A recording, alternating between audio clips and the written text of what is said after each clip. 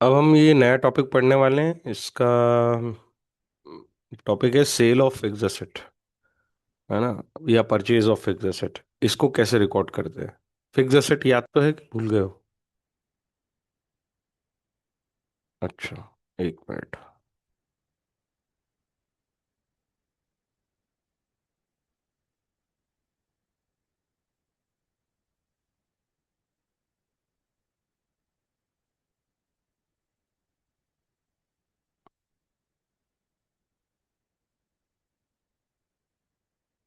Screen आ गई।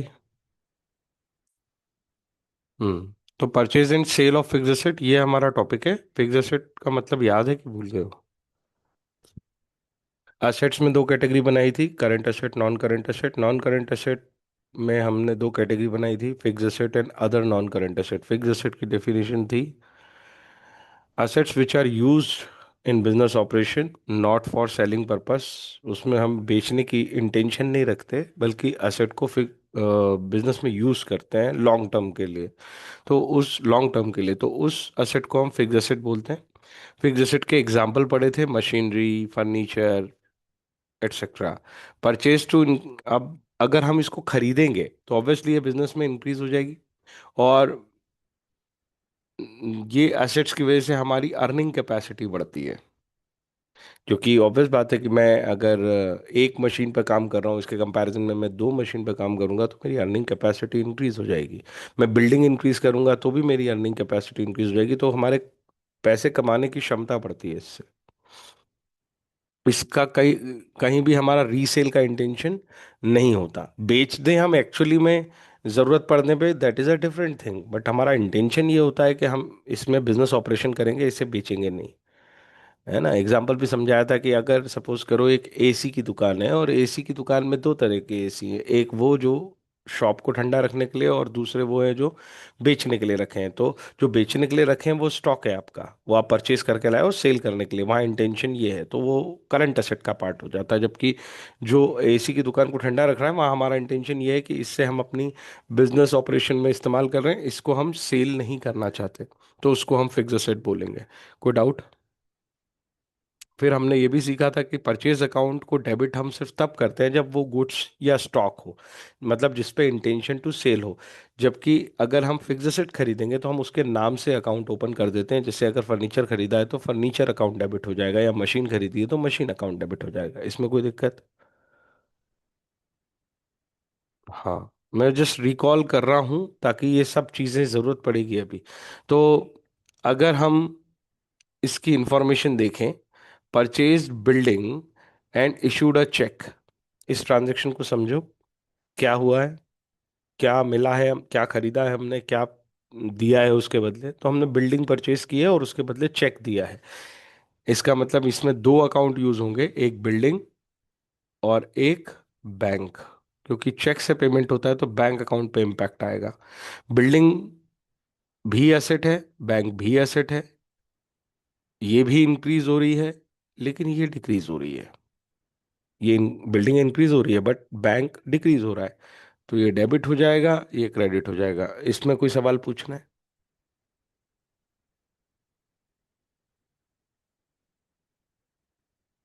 Yes, yes, yes.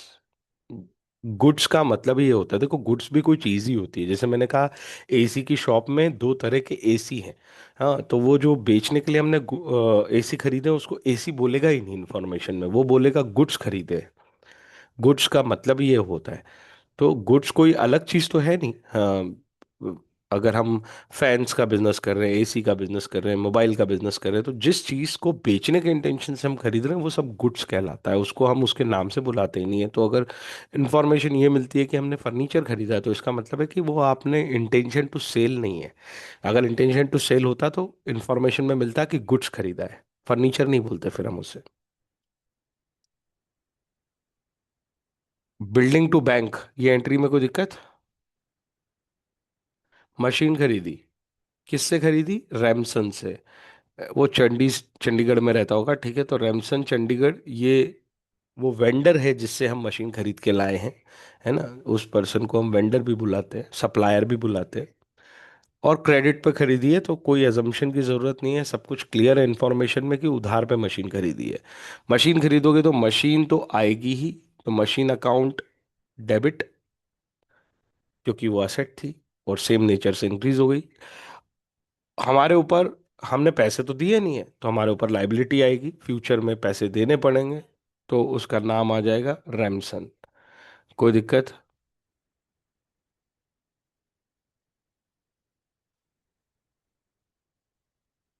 Bot furniture from Hind traders, Delhi, for cash. Again, क्या यहाँ अजम्पशन की जरूरत है? आपने फर्नीचर खरीदा है और कैश में खरीदा है। फर्नीचर कैश में खरीदोगे तो furniture account debit to cash. Cash credit क्यों हो रहा है? क्योंकि ऑब्वियसली वो डिक्रीज हो रहा है। ये हो गया। कोई दिक्कत है इसमें? यहाँ तक भी? आगे चलते हैं। Bought computers, computer word use कर रहा है तो हमें गुड सोचना ही नहीं है। हमें कंप्यूटर वर्ड यूज हुआ है, इसका मतलब है कि आपने जो ये कंप्यूटर खरीदा है ये बिजनेस ऑपरेशन के लिए खरीदा है। किससे खरीदा है? एचपी लिमिटेड से खरीदा है, नोएडा बेस्ड है। Amount paid by internet transfer. Internet transfer भी एक तरीका है बैंक के थ्रू पेमेंट करने का। कैश तो नहीं कर सकते हम ट्रांसफर, जो कैश करेंसी हमारी पॉकेट में होती है या हमारे ड्रॉर में होती है, वो तो यूज नहीं होती ना बैंक ट्रांसफर में। सॉरी, इंटरनेट ट्रांसफर में। इंटरनेट ट्रांसफर में डेफिनेटली बैंक यूज हुआ होगा। तो यहाँ पे कंप्यूटर्स आए हैं और पैसे गए हैं बैंक से, तो कंप्यूटर अकाउंट डेबिट और टू बैंक अकाउंट। कोई डाउट है इसमें? और डिटेल में समझाऊं तो समझा सकता हूँ कि कंप्यूटर असेट है वो इंक्रीज हो रहा है, बैंक भी असेट है वो डिक्रीज हो रहा है। हो रहा है ना? तो असेट जो है उसका नेचर डेबिट होता है, तो जो असेट इंक्रीज होगी वो डेबिट हो जाएगी, जो असेट डिक्रीज होगी वो क्रेडिट हो जाएगी। बस इतना ही तो है। अब आगे देखो। Paid cash for installation of machinery. अब जो मैं कंसेप्ट बताने वाला हूँ वो सुनो। ये तो जो हमने एंट्रीज की है हमें पहले से आती थी। All the expenses are considered as cost of asset incurred till put to use। इस बात का मतलब ये है कि जब तक हम किसी असेट को पुट टू यूज करते हैं, पुट टू यूज का मतलब है कि हमारे बिजनेस में इस्तेमाल के लिए असेट को खरीदते हैं, तो जब तक वो बिजनेस में इस्तेमाल होना शुरू होती है वहां तक हम सारे एक्सपेंसेस जो उस असेट पे हमने किए हों उसको cost of asset he consider करते हैं। इस कॉस्ट ऑफ असेट को कंसिडर करने का मतलब क्या है, अब सुनना।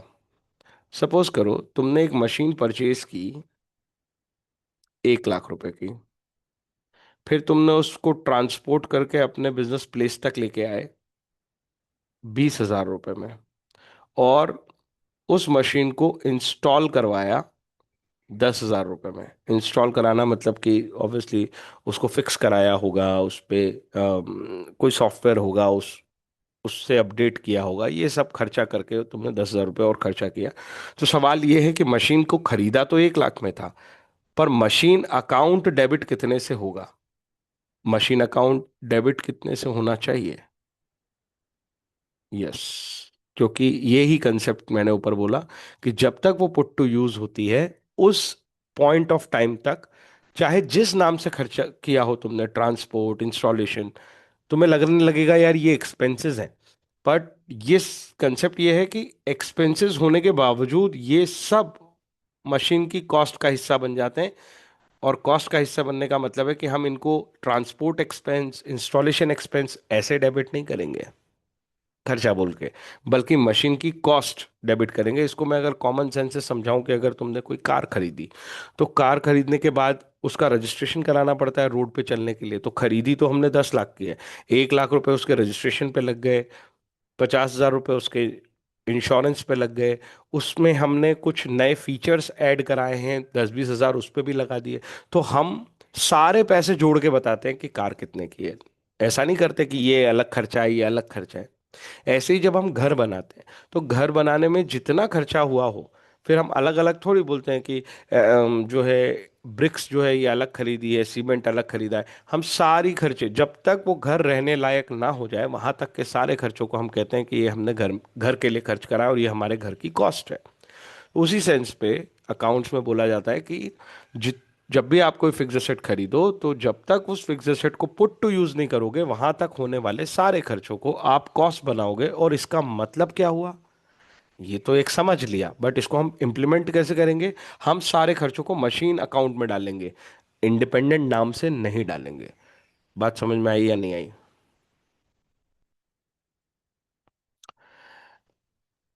अगर सपोज हमने एक सेकेंड हैंड मशीन खरीदी, सेकेंड हैंड पुरानी थी, कुछ खराबियां थी उसमें, कितने की खरीद ली, 1 लाख रुपए की खरीद ली। फिर इसको रिपेयर कराया, रिपेयर कराया तो 20 हजार रुपए का खर्चा हो गया। अब ये 1,20,000 हमारी पॉकेट से गए हैं, तब ये सेकेंड हैंड मशीन जो है वो यूज करने लायक हुई है। तो मेरा जो मशीन अकाउंट डेबिट होगा वो 1,20,000 से होगा या 1 लाख से। बिल्कुल। लेकिन इस कहानी में मैं थोड़ा ट्विस्ट देता हूं। आप एक मशीन यूज करते हो और नॉर्मल रनिंग कंडीशन में रखने के लिए आपको कुछ रिपेयर मेंटेनेंस का खर्चा करना पड़ रहा है उस मशीन पे। अब ये जो एक्सपेंस है रिपेयर मेंटेनेंस का, क्या इसे भी हम मशीन अकाउंट डेबिट कर दें।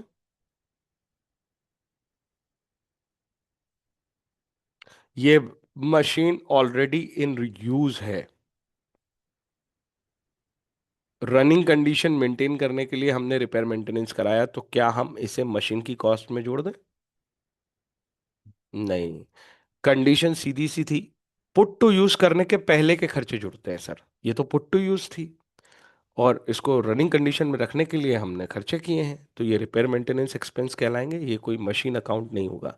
इसको कॉमन सेंस से समझो कि हमारे पास कोई स्कूटी है ना, अब वो खरीद तो रखी थी हमने, अब वो समय समय पे उसकी सर्विसिंग करानी होती है और सर्विसिंग में हमारा खर्चा आता है, तो क्या ये खर्चे को हम ये बोल देते हैं कि स्कूटी महंगी हो गई है। नहीं, वो हमारा नॉर्मल खर्चा है। तो यहाँ पे ये रिपेयर मेंटेनेंस अकाउंट यूज होगा, ना कि मशीन अकाउंट। मतलब कि हमने इस खर्चे को कॉस्ट का हिस्सा नहीं बनाया।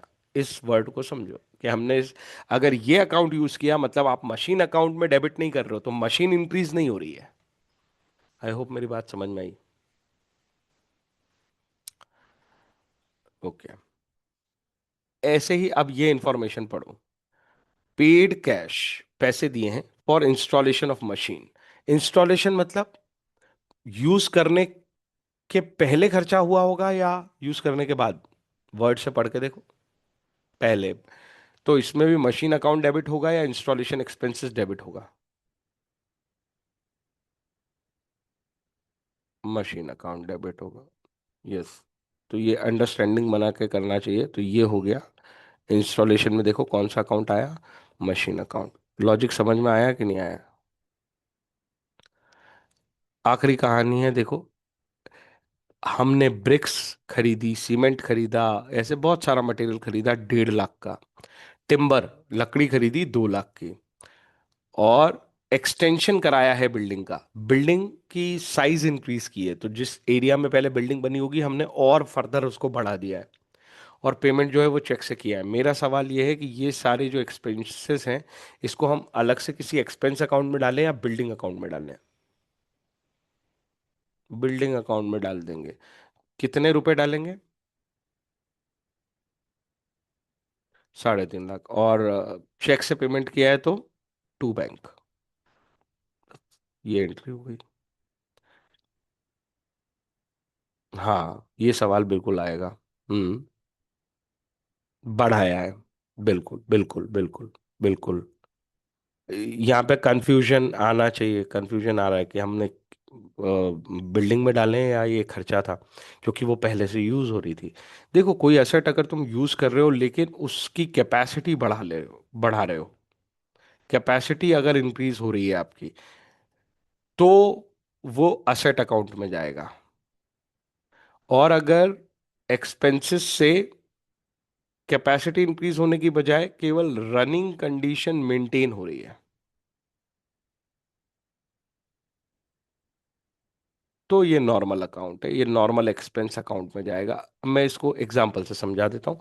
अगर आपकी बिल्डिंग में आप केवल पेंटिंग वगैरह करा रहे थे, है ना, कुछ टूट फूट हो गई थी, उसको सुधरवा दिया आपने, तो ये जो रिपेयर ऑफ बिल्डिंग है, इसके लिए हम रिपेयर मेंटेनेंस अकाउंट ही डेबिट करेंगे, क्योंकि आपकी बिल्डिंग में कोई आपने नया कमरा नहीं बना दिया जिसमें आप फर्दर बिजनेस ऑपरेशन को इंक्रीज कर पाओगे। इससे आपकी अर्निंग कैपेसिटी नहीं बढ़ेगी। इसी तरह से अगर आपके पास एक स्कूटी थी, स्कूटी में आपने साइड कार लगा ली, साइड कार लगाने का मतलब दो लोगों की, हाँ, दो लोगों की कैपेसिटी थी, अब वो चार की हो गई है। इस साइड कार का खर्चा डेफिनेटली स्कूटी अकाउंट में जाना चाहिए। लेकिन आपकी स्कूटी आपने केवल सही कराई है ताकि वो सही एवरेज देती रहे, वो बंद ना हो, है ना, उसका एबिलिटी मेंटेन रहे, जितनी एबिलिटी है वो, की वो मेंटेन रहने के लिए जो खर्चे कर रहे हैं, वो सब एक्सपेंस में जाने चाहिए। लेकिन अगर उससे कैपेसिटी इंक्रीज होती है तो उसे असेट अकाउंट में जाना चाहिए। सिचुएशन समझ में आए? ये देखो, ये सब थ्योरी लिखी हुई है।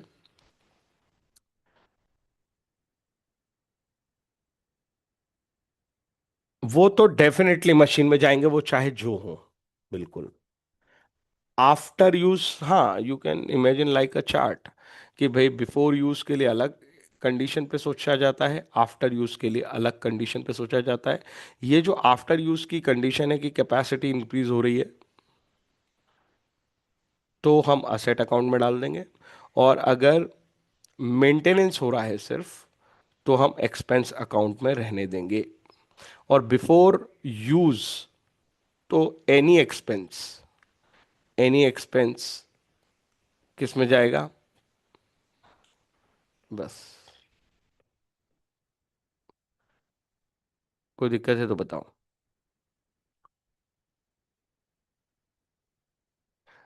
यहाँ पे यही सब लिखा है। एंट्रीज क्या पास होती हैं? फिक्स असेट अकाउंट डेबिट होता है ना। अभी सेल की एंट्री नहीं की, अभी परचेज की एंट्री समझी है हमने। ओके। और expenditure on installation of machinery and on construction of building, expenditure incurred to make the asset ready for use. यही मैं पुट टू यूज बोल रहा था, रेडी फॉर यूज। जितना भी खर्चा आप रेडी फॉर यूज के लिए करते हो, ये रेडी फॉर यूज और पुट टू यूज में कोई अंतर है क्या सर? मैं एक अच्छा केस बना के बताता हूँ। सपोज तुमने 1 अप्रैल को मशीन खरीदी है, 1 अप्रैल को, इस दिन मशीन परचेज हुई है, और आपने पुट टू यूज करी है उसको 1 जून को। ये पुट टू यूज हुई है, इसी दिन आप चाहते तो इसको यूज कर सकते थे। हम एक टर्म सीख चुके हैं, depreciation. Depreciation means loss in the value of fix asset. Loss in the value of asset नहीं, सिर्फ फिक्स असेट पे डेप्रिसिएशन लगता है। तो loss in the value of fix asset, depreciation किस डेट से लगाना चाहिए हमें? 1 अप्रैल से या 1 जून से? नहीं, हमें डेप्रिसिएशन लगाना चाहिए 1 अप्रैल से। हमने एक्चुअली पुट टू यूज उसको नहीं किया उस डेट तक। हम्म? फिर भी वो हमने, हमारे पास रेडी टू यूज तो थी, रेडी टू यूज तो थी, तो वो पुरानी तो हो ही रही है। हमने कार, नई नई कार लाके खड़ी कर ली, अब उसको चला नहीं रहे हैं, फिर भी वो डेप्रिशिएट तो होगी।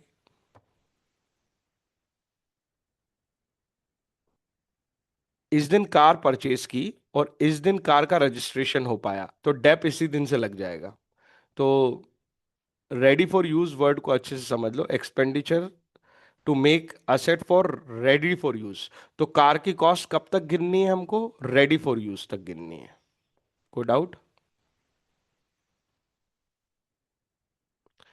Put to use is not worthy. Put to use की बजाय अगर रेडी फॉर यूज अलग मिले, तो समझ लो ready for use.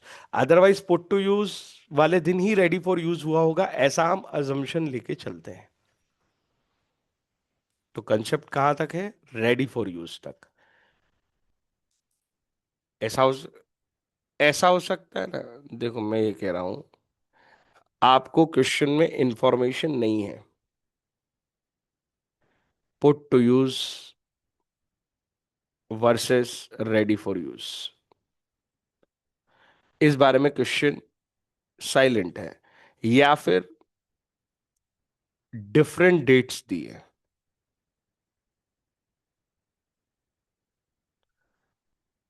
Put to use की अलग है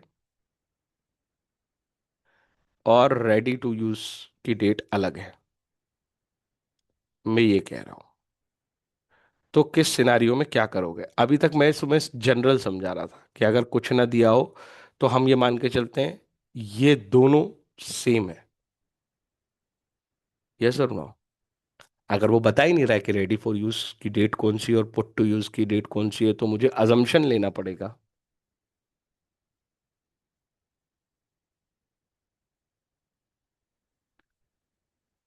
कि जो पुट टू यूज की डेट है वही रेडी फॉर यूज की डेट है। लेकिन अगर वो बताता है कि इन दोनों की तारीख अलग अलग है, ये 1 अप्रैल है, ये 1 जून है, तो हमेशा प्रिवेल कौन करेगी? Ready to use. समझ में आया कि नहीं आया? रेडी टू यूज तक की कॉस्ट कंसिडर की जाएगी। अगर साइलेंट है तो पुट टू यूज और रेडी टू यूज एक ही बात होती है। नहीं, पुट टू यूज मतलब जिस दिन उसके साथ उसे ऑपरेशन में इन्वॉल्व कर लिया। मशीन थी तो उस पर प्रोडक्शन शुरू हो गया, व्हीकल था तो वो बिजनेस में यूज हो। हम।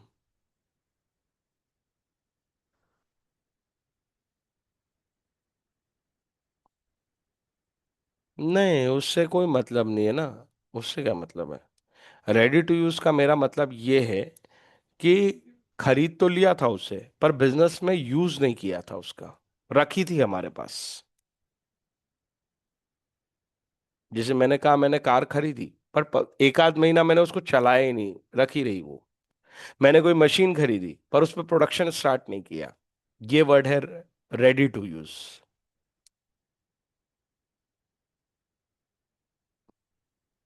हम्म। वो मैं कहीं भी लिख सकता हूँ, उससे कोई फर्क नहीं पड़ता। ये दोनों वर्ड्स अलग अलग हैं। कई बार ऐसा होता है कि मशीन, जैसे कार मैंने पहले खरीदी और रजिस्ट्रेशन ही नहीं है तो मैं चलाऊंगा कैसे? तो रेडी टू यूज बाद में आएगा। यस और नो? रेडी टू यूज तक के खर्चे शामिल हैं, ना कि पुट टू यूज तक के। इन केस क्वेश्चन केवल पुट टू यूज देता है, रेडी टू यूज नहीं देता है, तो हम ये मान लेंगे कि पुट टू यूज ही क्या है? Ready to use. अब इंफॉर्मेशन नहीं है, कोई आपको इतना ही बता रहा है कि मैंने कार खरीदी है 1 अप्रैल को, कुछ नहीं बोला उसने put to use ready to use, तो हम तो वही डेट पे मान लेंगे, यही पुट टू यूज की डेट है, यही रेडी टू यूज की डेट है।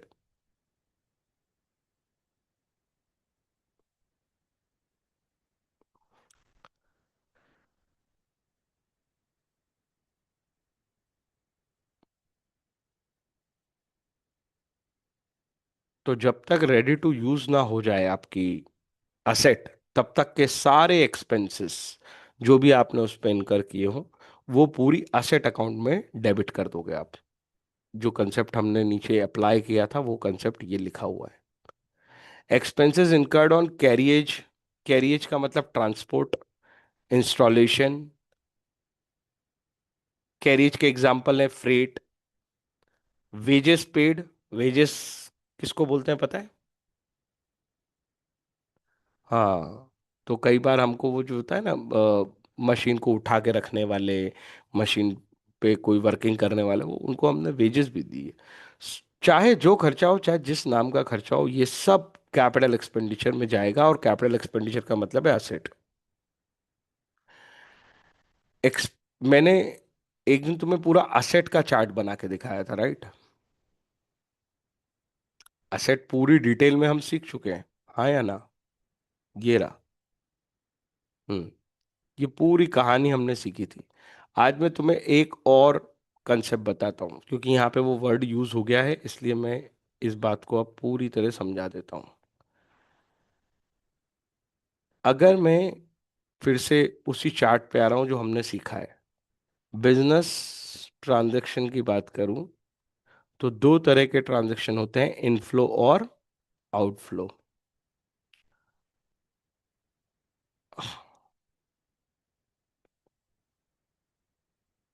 आउटफ्लो ट्रांजैक्शंस को जो नाम दिया है हमने, उसका नाम सुनना।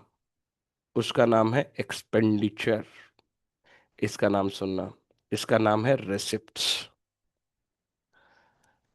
ये मैं नए दो टर्म सिखा रहा हूं। आउटफ्लो को क्या बुलाया जा सकता है? एक्सपेंडिचर।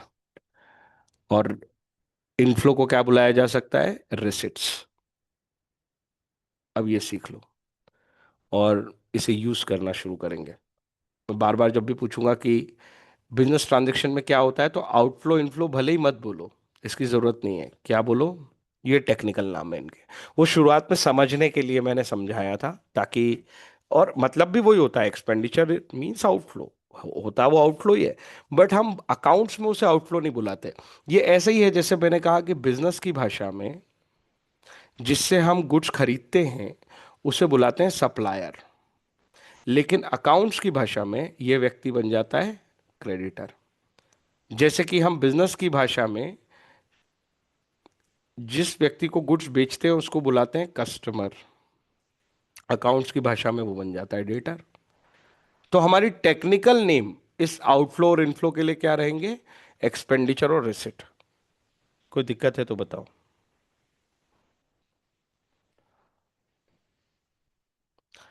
अब ये दोनों के नेचर होते हैं। मैं वर्ड यूज कर रहा हूं नेचर।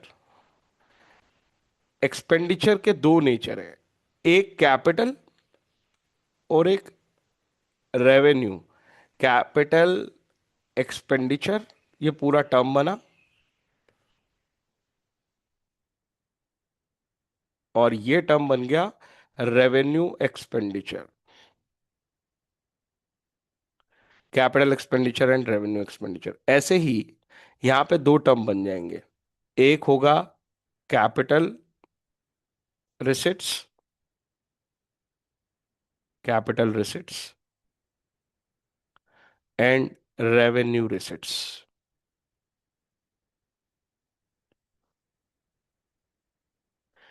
कैपिटल एक्सपेंडिचर का मतलब क्या है सर, और इस वर्ड का मतलब क्या है? हमको तो लग रहा था कि कैपिटल का मतलब होता है honours, investment by honour, honours fund या इन्वेस्टमेंट बाय ऑनर। थोड़ी देर के लिए अपना माइक म्यूट कर लो, और जब बोलना हो तभी उसे ऑन करना। कोई दिक्कत नहीं। ओके।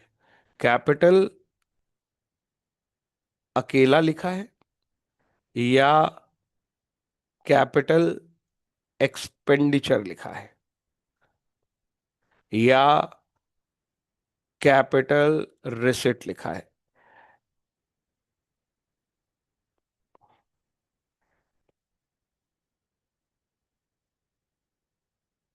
कैपिटल अकेला अगर वर्ड है तो हम उसका मीनिंग लेते हैं अमाउंट इन्वेस्टेड बाय ऑनर। लेकिन जब कैपिटल वर्ड इस वर्ड के साथ आता है, तो बेसिक जो मीनिंग है वो तो एक्सपेंडिचर है, आउटफ्लो है। ये उसका केवल नेचर बता रहा होता है, और इसका मतलब होता है लॉन्ग टर्म के लिए किया गया expenditure. Expenditure for long term. जिससे, एक सेकंड के लिए, मेरा पेन थोड़ा डिस्चार्ज हो गया, मैं उसे चार्ज कर रहा हूं। कैपिटल वर्ड अकेला नहीं है, कैपिटल वर्ड एक्सपेंडिचर के साथ जुड़ा हुआ है, कोई कॉमा नहीं है, कुछ नहीं है। इसका मतलब एक्सपेंडिचर का नेचर है कैपिटल। कैपिटल वर्ड का मतलब नेचर भी होता है। कैपिटल वर्ड का मतलब नेचर तब लेते हैं हम जब वो किसी और शब्द के साथ जुड़ता है, तो वो उस शब्द का एडजेक्टिव बन जाता है। तो इस एक्सपेंडिचर का एडजेक्टिव है कैपिटल, और कैपिटल का मतलब है लॉन्ग टर्म। और ऐसे ही रेवेन्यू का सिंगल मीनिंग अलग समझाया था मैंने। रेवेन्यू का मतलब होता था कि भाई आपने जो अर्न किया है वो रेवेन्यू, राइट टू रिसीव। लेकिन जब रेवेन्यू वर्ड किसी और शब्द के साथ जुड़ गया, जैसे एक्सपेंडिचर के साथ जुड़ गया, तो अब ये रेवेन्यू वर्ड इस एक्सपेंडिचर का एडजेक्टिव है, ये इसकी प्रॉपर्टी बता रहा है। एक्सपेंडिचर की प्रॉपर्टी अगर रेवेन्यू है, मतलब ये एक्सपेंडिचर शॉर्ट टर्म के लिए है। ऐसे ही कैपिटल रिसिट और रेवेन्यू रिसिट, तो कैपिटल वर्ड दिखा रहा है long term receipt, revenue receipt बता रहा है शॉर्ट टर्म रिसिट। क्या ये दोनों शब्द और ये कैप कंफ्यूजन दूर हुआ कि कैपिटल वर्ड का मतलब हमने तो कुछ और समझा था, इसमें कोई कंफ्यूजन आने की गुंजाइश है तो बताओ। हम्म।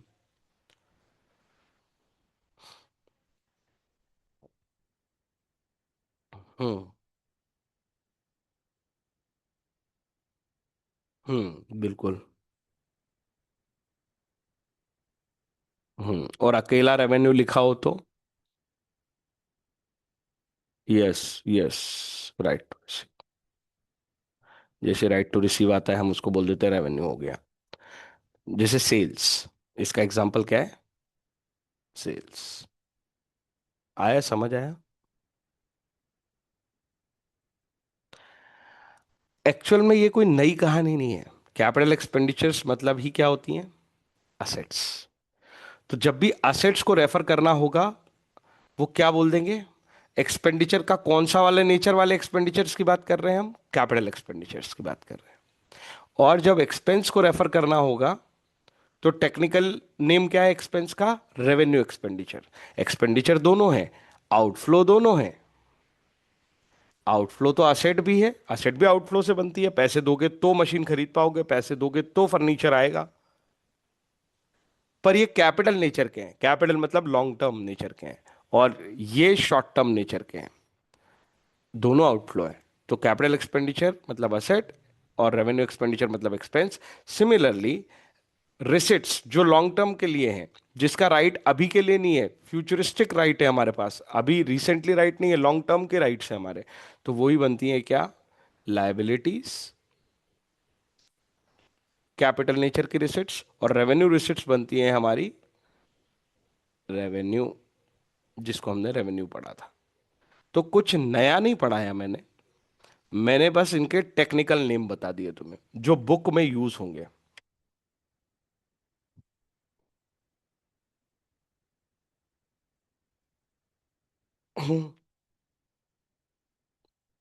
क्या ऑनर जब जब ऑनर पैसे देता है, जब ऑनर पैसे देता है, तो क्या हमारे पास इनफ्लो होता है? हम्म। जब हम लोन लेके आते हैं एज अ बिजनेस, हम तो बिजनेस है, तो हमें हमें हमें जब लोन मिलता है तो क्या ये इनफ्लो होता है? इनफ्लो को रिसिट्स बुला रहे हैं, ये वर्ड समझ में आ रहा है या इसमें कोई प्रॉब्लम है? तो जब वो रिसिट्स ऑनर की है, तो वो पैसा हमें अपने राइट के लिए तो मिला नहीं है, लॉन्ग टर्म में यूज करने के लिए मिला है। It belongs to a long term. जब कोई राइट वाला पैसा हमें मिलेगा जिस पे हमारा राइट है, तो वो क्या कहलाएगा? Revenue receipt. ये ऑब्लिगेशन, और अच्छा वर्ड लिखो तो प्रेजेंट ऑब्लिगेशन, ये पहले भी लिखाया हुआ है। और ये प्रेजेंट राइट, ये फ्यूचर ऑब्लिगेशन,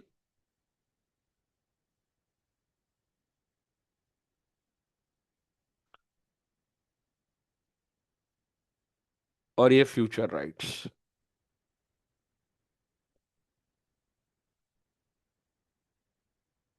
उस फ्यूचर को ही हमने क्या बोल दिया है?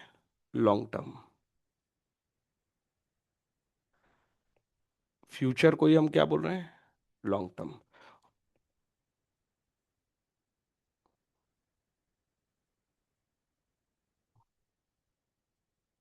रिसिट साइड में भी यही किया है, रिसिट साइड में भी यही किया है।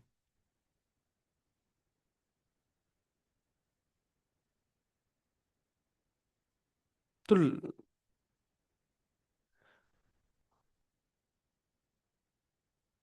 क्या मैं यहाँ पे तुम लॉन्ग टर्म नहीं दिख रहा है?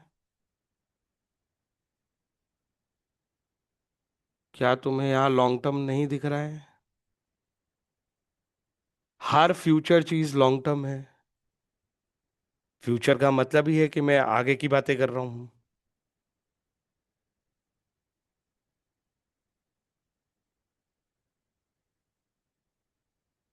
इसका स्क्रीनशॉट लो। और मैंने इसमें कुछ नया नहीं बताया, मैंने केवल टेक्निकल नाम बताए हैं। आउटफ्लो को बुलाएंगे हम एक्सपेंडिचर। एक्सपेंडिचर दो तरह का होगा, जो लॉन्ग टर्म नेचर का या फ्यूचर से रिलेटेड एक्सपेंडिचर है वो कैपिटल, जो प्रेजेंट से रिलेटेड एक्सपेंडिचर है वो रेवेन्यू एक्सपेंडिचर, जो फ्यूचर से रिलेटेड रिसिट्स हुई हैं, फ्यूचर के लिए रिसिट्स हुई हैं, वो कैपिटल रिसिट। और जो प्रेजेंट मेरा राइट था रिसीव करने का, प्रेजेंट से रिलेटेड रिसिट्स है, वो रेवेन्यू रिसिट्स। आराम से इसको देखो, समझो और फिर पूछो, उसके बाद आगे चलेंगे।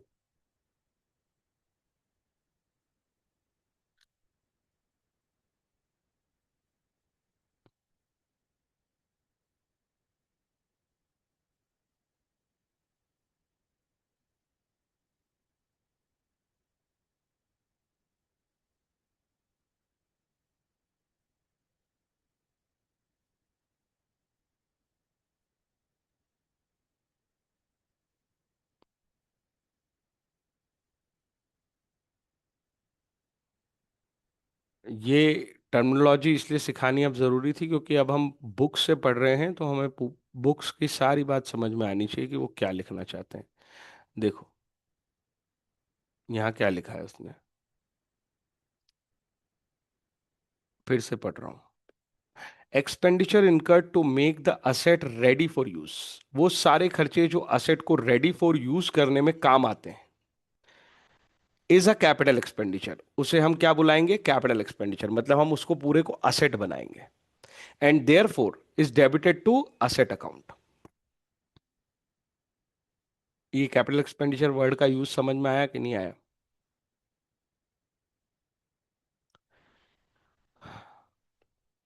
Expenditure incurred on carriage, installation, freight, wages paid for installation etcetera are capital expenditure. तो ये सारे खर्चे यूं तो रेवेन्यू एक्सपेंडिचर होने थे, रेवेन्यू का मतलब है नॉर्मल एक्सपेंस ट्रीट होने थे, लेकिन क्योंकि ये रेडी फॉर यूज करने के लिए इनकर किए जा रहे हैं, इसलिए इसे भी क्या बना देंगे, कैपिटल एक्सपेंडिचर। जिसको मैंने आसान भाषा में बोला कि वो सारे खर्चे जोड़ दो जो रेडी फॉर यूज के पहले आपने इनकर किए, और उसको उठा के असेट अकाउंट में ही डेबिट कर दो। ये वही बात लिखी है टेक्निकल वर्ड्स में। All the expenditure incurred, example के लिए carriage, wages, installation etcetera are capital expenditure, इन्हें भी कैपिटल एक्सपेंडिचर मानेंगे। भाई परचेज जितने की मशीन की है वो तो कैपिटल एक्सपेंडिचर है ही, पर रेडी फॉर यूज करने के लिए जो भी एक्सपेंडिचर इनकर किए हैं तुमने, भले ही वो छोटे रेवेन्यू नेचर के थे, फिर भी वो क्या माने जाएंगे, कैपिटल एक्सपेंडिचर माने जाएंगे। कोई दिक्कत है तो बताओ।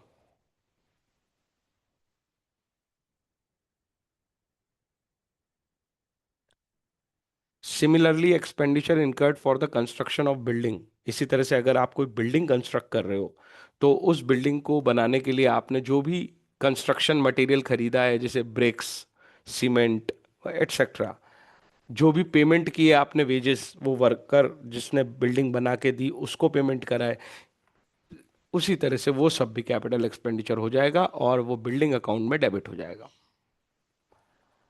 तो जो हमने क्वेश्चंस में सॉल्व कर लिया था, उसका कंसेप्ट लिखा हुआ है बुक में, वो मैंने तुम्हें दिखा दिया। कोई डाउट है तो बताओ।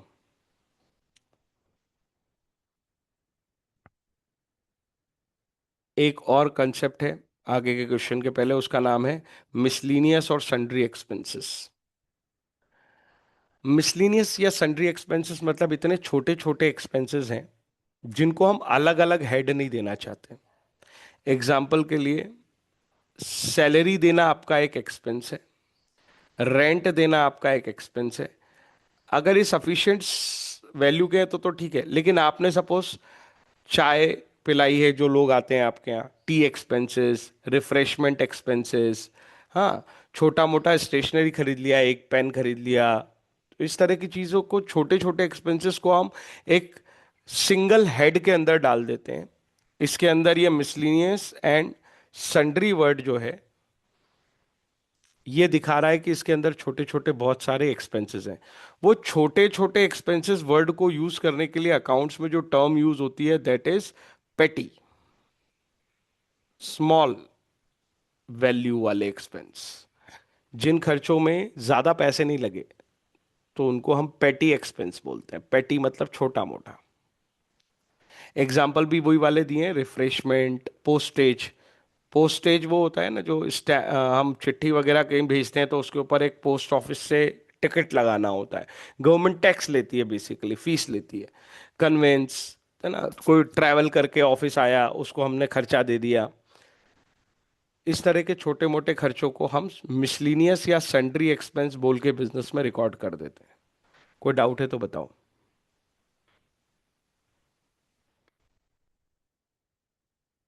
ओके।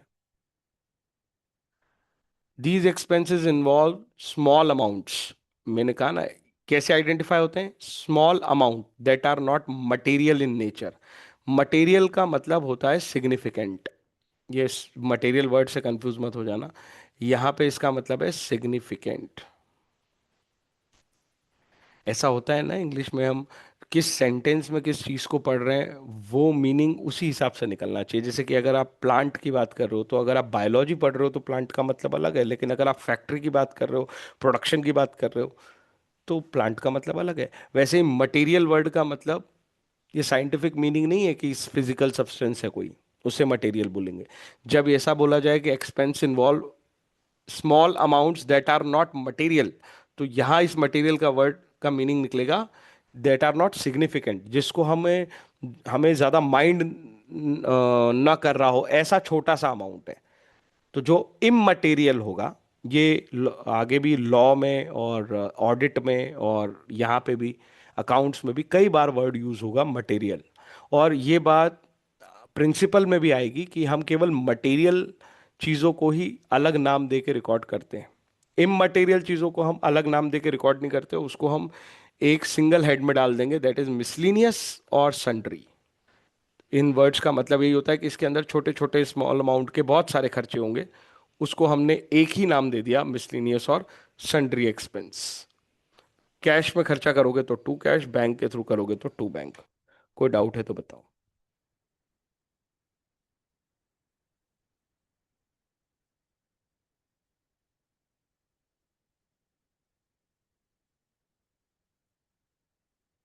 ये वाला नोट अभी समझ नहीं आएगा। इसको समझने के पहले हमको अभी एंड तक जाना पड़ेगा कि अकाउंटिंग एंट्री कितनी स्टेप्स में होती है और कहाँ जाके एंड होती है। तो उसके लिए हमको अभी वेट करना है। तो ये वाली बातें अभी थोड़े समय बाद समझ में आएंगी, इसलिए मैं ये एंट्री भी अभी नहीं कराऊंगा।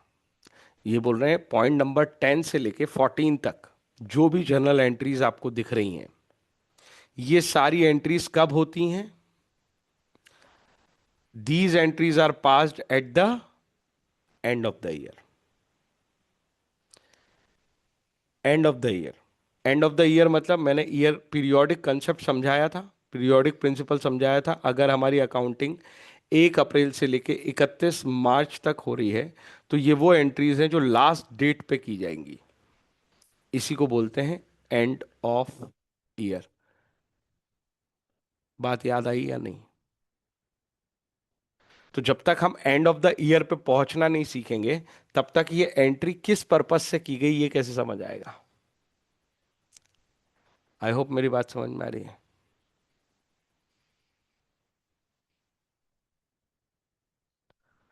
ठीक है।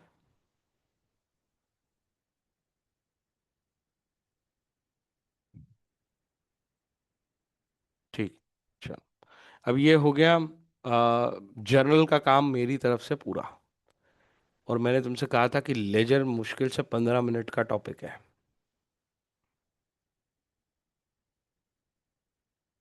हम्म। हम्म। हाँ, चैप्टर यही है, लेकिन उस चीज को समझने की कैपेसिटी बनाने के लिए पहले हमें एंड तक पहुंचना पड़ेगा ना। वो एंट्री समझ में कैसे आएगी?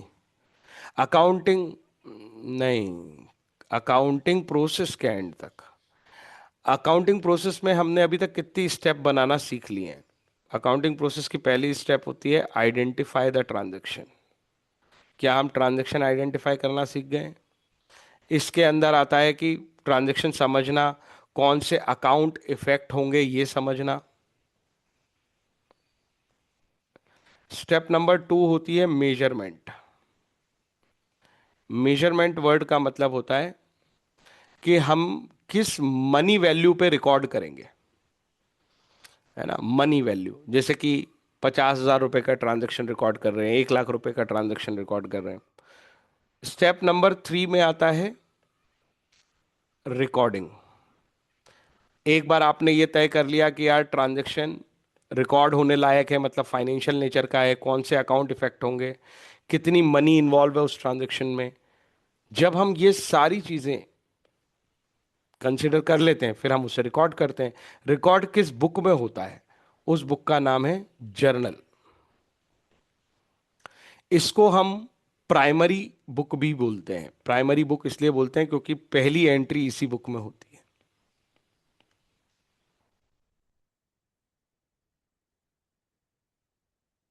हम्म। हाँ, वो रिकॉर्ड कर लेते हैं, बताते नहीं है सिर्फ। वो रिकॉर्ड हो गया है। अब रिकॉर्ड हो गया है, ये वही है कि हम स्कूल गए और रफ कॉपी में सब रिकॉर्ड कर लाए। स्टेप नंबर 4 क्यों होती है?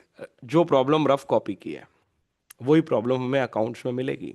तुम डेली के हंड्रेड्स ऑफ ट्रांजैक्शन रिकॉर्ड कर रहे हो, बहुत सारे परचेज हैं, बहुत सारे सेल्स हैं, कभी एक्सपेंस पे कर दिया है, कभी इनकम हो गई है, कभी डिस्काउंट मिला है, कभी रिबेट हुआ है, कभी रिटर्न कर दिया है, परचेज रिटर्न, सेल्स रिटर्न, ये सब तुमने किया। परचेज रिटर्न और सेल रिटर्न की एंट्री की है या नहीं की है तुमने? हम्म। परचेज का just opposite purchase return, sales का जस्ट अपोजिट। ऐसे थाउजेंड्स ऑफ ट्रांजैक्शन हो गए इकट्ठे तुम्हारे, और मैं तुमसे पूछूं यार एक बात बताओ, पूरे ईयर में तुमने कितने रुपए का परचेज रिटर्न किया है? तो कैसे बताओगे? इस प्रॉब्लम का सॉल्यूशन बताओ। पूरा परचेज कितना है तुम्हारे पूरे साल में, पूरा सेल्स कितना है तुम्हारा, टोटल मिला के सैलरी कितनी पे की है तुमने। अब तुम्हारा डेली के हंड्रेड्स ऑफ ट्रांजेक्शन है, और महीने में 30 डेज के हिसाब से 30,000 के ऊपर ट्रांजेक्शन जाते हैं, पूरे साल के 30,000 इंटू 12। इतनी एंट्री में मैं तुमसे पूछ रहा हूं, बताओ टोटल परचेज कितना है, टोटल सेल कितना है, टोटल सैलरी कितनी पे की है, टोटल रेंट कितना पे किया है। तुम मुझे कैसे बताओगे? बताओ तुम्हारे पास क्या सॉल्यूशन है?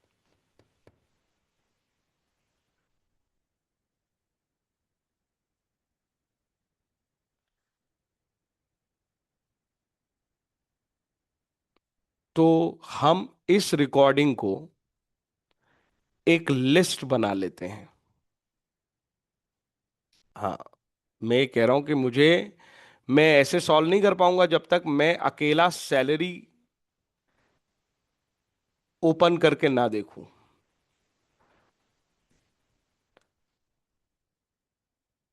तो हर अकाउंट में तुमने पहले रिकॉर्ड किया होगा तब तो करोगे।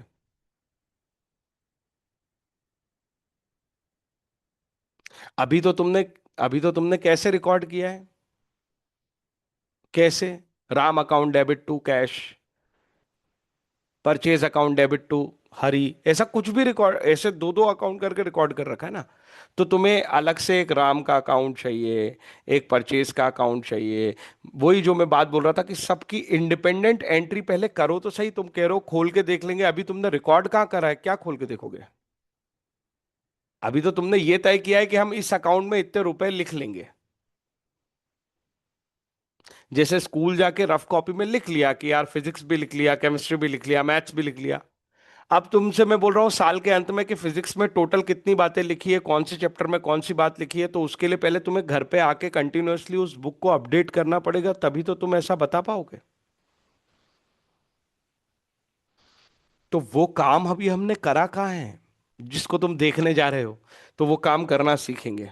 और इसी काम को करने के लिए, मतलब मैं क्या चाह रहा हूं, एक पूरी लिस्ट अलग बनाना चाह रहा हूं सैलरी की, एक लिस्ट बनाना चाह रहा हूं राम की। तो सर ऐसे कितनी बनानी पड़ेंगी?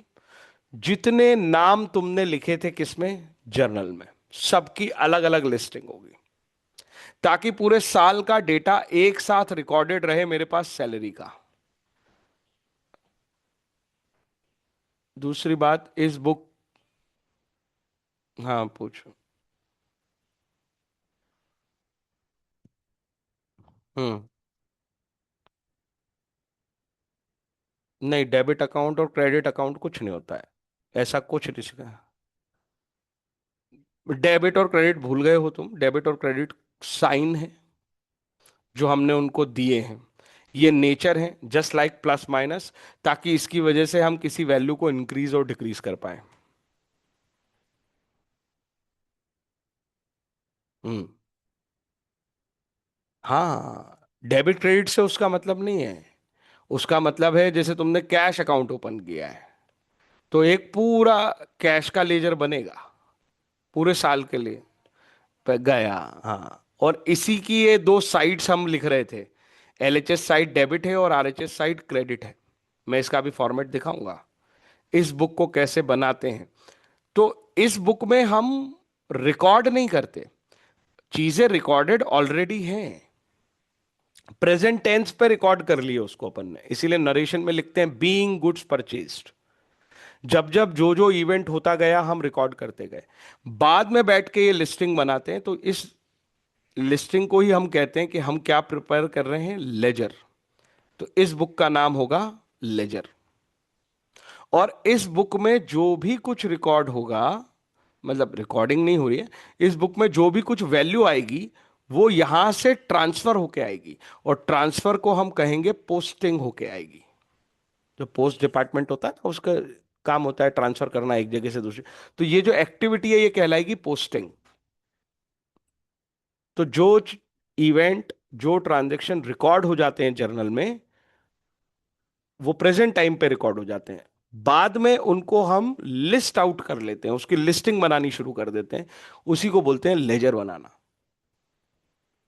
और यहां कुछ भी पहली बार रिकॉर्ड नहीं हो रहा है, रिकॉर्ड तो वो हो चुका है। वो वाली चीज ट्रांसफर होके लेजर में आ रही है। समझ में आया या नहीं आया थोड़ा भी? है ना? अभी ज्यादा आगे का इमेजिन मत करो कैसे होगा, वो तो मैं जा रहा हूं समझाने। जैसे कि पहले तो लेजर का फॉर्मेट देखो, जर्नल का फॉर्मेट हमने सीखा था। तो लेजर का भी पहले फॉर्मेट सीखते हैं कि इसके अंदर रिकॉर्ड कैसे होता है।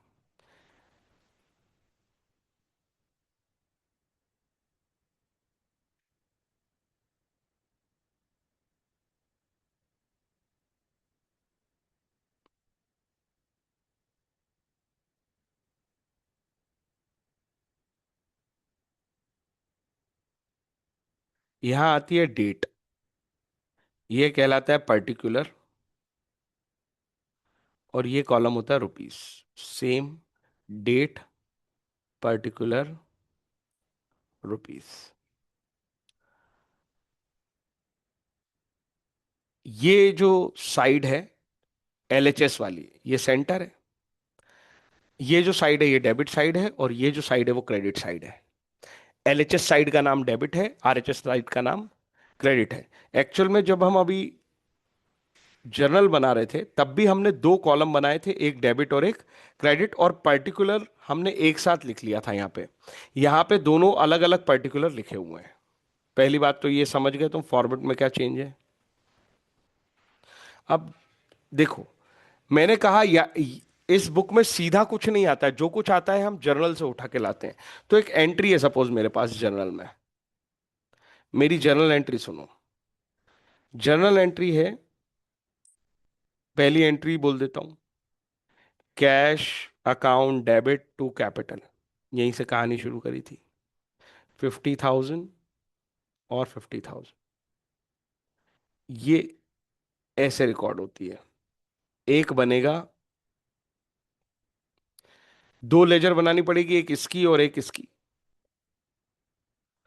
तो एक लेजर बनेगी, शॉर्ट में समझा रहा हूं, हम देखेंगे इसका क्वेश्चन आराम से। एक लेजर बन जाएगी कैश अकाउंट, और एक बन जाएगी कैपिटल अकाउंट। अच्छा, बार बार नहीं बनाएंगे, आगे भी ट्रांजैक्शन तो कई सारे आने हैं कैश के। सारे कैश ट्रांजैक्शन अब इसी बुक में आते रहेंगे। मतलब सीधी सी बात है, कैश जो हम कहते थे ना, कैश बुक में पैसे बढ़ जाएंगे कम हो जाएंगे, अब उसको समझो। तो ये डेबिट साइड है इसकी, ये क्रेडिट साइड है। इसमें भी सेम, ये डेबिट है और ये क्रेडिट है। कैश अकाउंट डेबिट हुआ हम्म, तो टेक्निक सुनना ध्यान से। है तो बहुत इजी, पर जितनी जल्दी हम पकड़ लेंगे उतना आसान हो जाएगा। मैंने कहा ये चैप्टर पूरा 15 मिनट का है। कैश अकाउंट डेबिट हो रहा है 50,000। इसका मतलब कैश में डेबिट हुआ 50,000, कैश का नेचर ही डेबिट होता है। तो 50,000 में यहां रिकॉर्ड कर रहा हूं अमाउंट के कॉलम में। यह अमाउंट का कॉलम था। डेट होगी तो हम डेट भी लिख देंगे। अमाउंट के कॉलम में 50,000 लिखेंगे। सर ये पर्टिकुलर के कॉलम में क्या आएगा? ये 50,000 कैश में बढ़े। क्यों बढ़े? What is the reason? इसलिए बढ़े क्योंकि कैपिटल मिली है सर। तो यहां पे रीजन आएगा टू कैपिटल। अगर कैश कम होता है, सपोज जैसे एक एंट्री हुई, purchase account debit to cash, करी हमने ये एंट्री, 2,000 रुपए का परचेज किया। अब इसे रिकॉर्ड करना है। परचेज अकाउंट एक ओपन होगा, वो ठीक है। ये जो कैश वाला पार्ट है ये इसी बुक में आके रिकॉर्ड होगा। अब यहां पे कैश अकाउंट क्या हो रहा है? क्रेडिट हो रहा है। क्रेडिट हो रहा है तो कौन सी साइड पे अमाउंट रिकॉर्ड हो जाएगा? क्रेडिट साइड पे रिकॉर्ड हो जाएगा। रीजन कौन बनेगा? परचेस। अब इस साइड पे जब हम लिखेंगे तो लिखेंगे बाय परचेस। तो जो भी डेबिट साइड पे रिकॉर्ड होता है उसे टू रिप्रेजेंटेशन देते हैं, और क्रेडिट साइड पे रिप्रेजेंटेशन देते हैं बाय। रीजन लिखे हैं ये। कैश अकाउंट में कभी भी कैश का नाम नहीं आ सकता है यहां पे, क्योंकि जब भी किसी एंट्री से कैश अकाउंट रिकॉर्ड होता है तो कैश अकाउंट खुद डेबिट हुआ है 50,000। रीजंस आएंगे उसके, इस पर्टिकुलर में उसके रीजंस आएंगे। तो कैश अकाउंट में कभी कैश अकाउंट का नाम तो पॉसिबल ही नहीं है। शुरुआत के लिए ऐसी छोटी छोटी बातें हेल्प करती हैं। तो हर जर्नल एंट्री से ऐसे ही रिकॉर्ड होगा। अब सर हम यहां पे कैपिटल अकाउंट मिला था, इसको भी रिकॉर्ड करके दिखाओ। देखो कैपिटल अकाउंट खुद क्या हुआ है, बताओ। कैपिटल अकाउंट डेबिट हुआ है या क्रेडिट हुआ है? तो कौन सी साइड रिकॉर्ड हो जाएगा? ये हमारी क्रेडिट साइड है। आरएचएस यहां रिकॉर्ड करेंगे।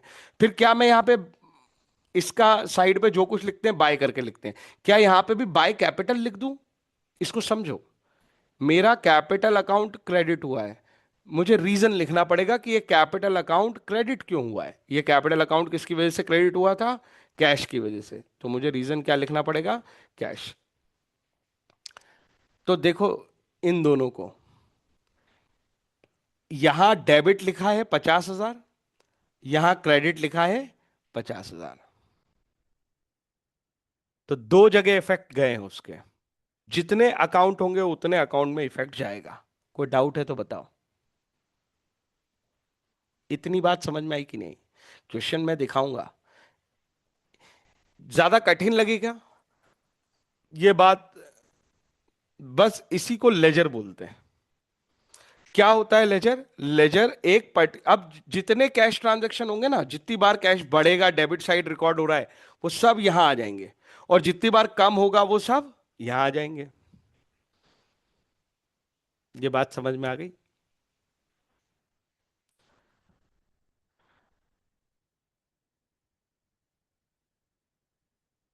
ये देखो एग्जाम्पल। सपोज ये हमारी जर्नल एंट्री है, ऐसी एंट्री हमने भी की है। Electricity expense to bank.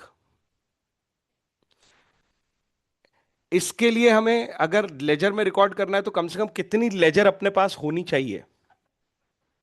दो लेजर बनानी पड़ेगी। वो वर्ड भी बार बार यूज करेंगे तो हम सीख जाएंगे। हमें दो लेजर बनानी है। एक लेजर बनेगी इलेक्ट्रिसिटी एक्सपेंस, और एक लेजर बनेगी बैंक। इन दो लेजर में ये इंपैक्ट जाना है। इस इवेंट के इंपैक्ट दो लेजर में जाएंगे। तो ये बताओ, इलेक्ट्रिसिटी एक्सपेंस 1200 ये रिकॉर्ड करना है मुझे। तो इलेक्ट्रिसिटी एक्सपेंस में 1200 किस तरफ लिखूंगा मैं? और फिर उसका क्या लिखेंगे? रीजन। हाँ, रीजन क्या था? बैंक की वजह से डेबिट हुआ है ये। आई होप बात समझ में आ गई। और ऐसे ही बैंक में रीजन कौन आ जाएगा? इलेक्ट्रिसिटी एक्सपेंस की वजह से क्रेडिट हुआ है। इसको बोलते हैं पोस्टिंग करना। कोई कंफ्यूजन है?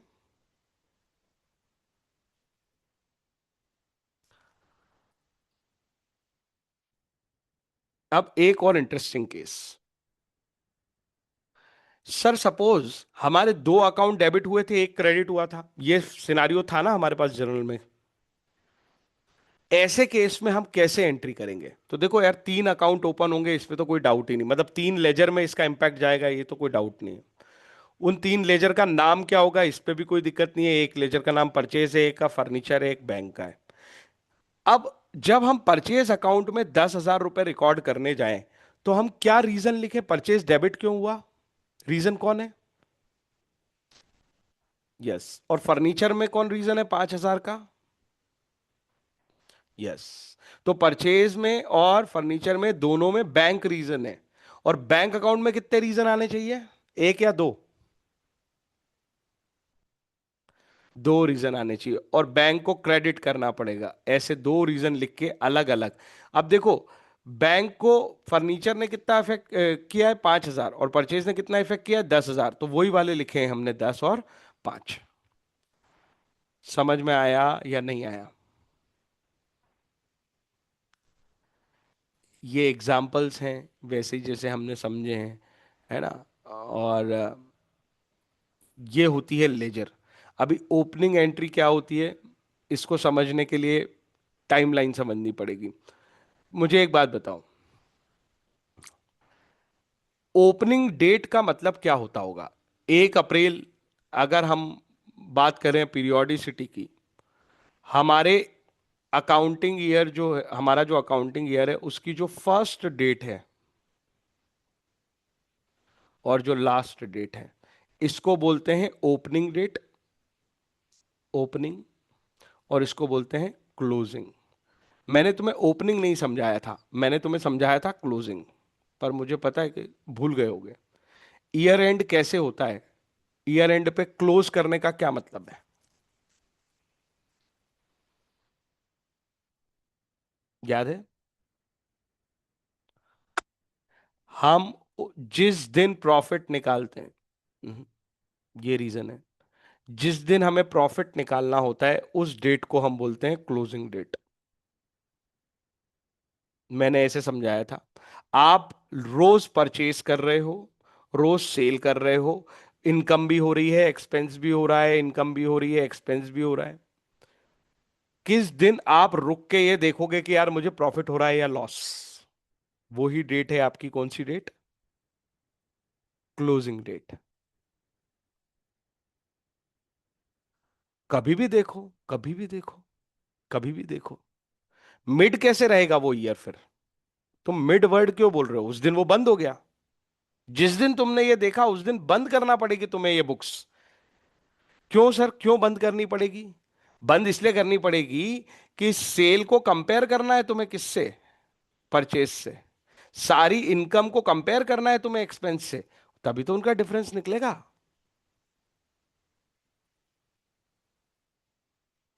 तो मिड ऑफ द ईयर कुछ भी नहीं होता है। जिस डेट पे अपन प्रॉफिट निकालने बैठते हैं, वो अपनी लास्ट डेट होती है। तुम 10 दिन बाद निकालने बैठ जाओ, तो 10 दिन बाद ही तुम्हारी लास्ट डेट है।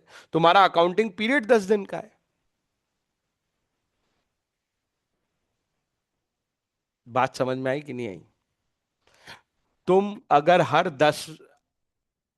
10वें दिन प्रॉफिट निकालते हो, तो तुम्हारा अकाउंटिंग पीरियड 10 दिन चलता है। तुम्हारी ओपनिंग डेट और क्लोजिंग डेट 10-10 दिन की होती हैं। जो आज क्लोजिंग वैल्यूज होंगी, वही कल अगले दिन क्या बन जाएंगी? Opening values.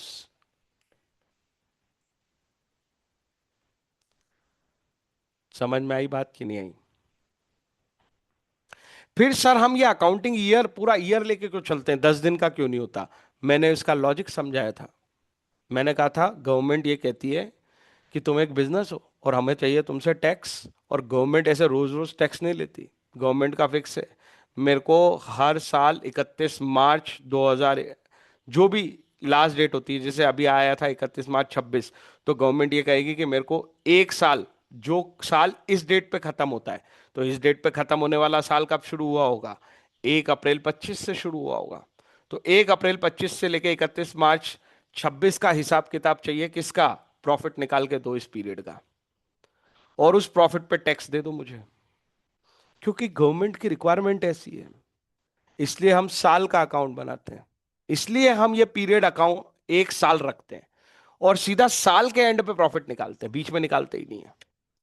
फिर किसी को जरूरत हो, पर किसी को जरूरत हो तो निकाल ले ना, कोई दिक्कत थोड़ी, मना थोड़ी कर रखा है किसी ने। तो ओपनिंग डेट वैल्यू या ओपनिंग क्लोजिंग वैल्यू ये सब क्या होती हैं? जो हमारा अकाउंटिंग पीरियड कंसेप्ट है, ये सब वहां से शब्द निकलते हैं। और जिस डेट पे हम अपने बुक्स को क्लोज करते हैं, मतलब जिस डेट पे हम प्रॉफिट निकालते हैं, उसी डेट को हम क्लोजिंग वैल्यूज बोलते हैं। अब मैं तुम्हें आखिरी कहानी रिलेट करा देता हूं। हमारे चार्ट में पता है तुम्हें कितने कंसेप्ट थे, कितने एलिमेंट थे? 4 कैटेगरी है अपने पास बस। कौन कौन सी? Asset, liability.